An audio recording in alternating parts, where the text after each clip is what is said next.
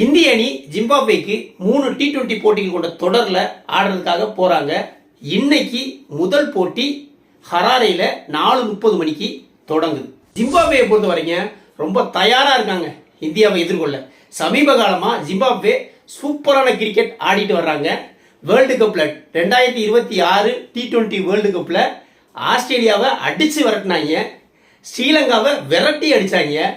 Super 8 சுற்று வரைக்கும் Zimbabwe யாருமே எதிர்பார்க்காத வகையில சூப்பரான கேம் ஆடி சூப்பர் 8 சுற்று வரைக்கும் வந்தாங்க. அதன் பிறகு இந்தியாட்ட தோத்து வெளியேறினாங்க.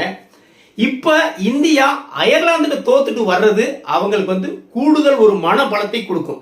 ஏன்னா அயர்லாந்தே இந்தியாவை அடிச்சுட்டான், அதெல்லாம் நம்ம இந்தியாவை சொந்த மண்ணில் ஈஸியா சாச்சிடலாம் அப்படிங்கிற ஒரு நம்பிக்கையில் இருக்கிறாங்க.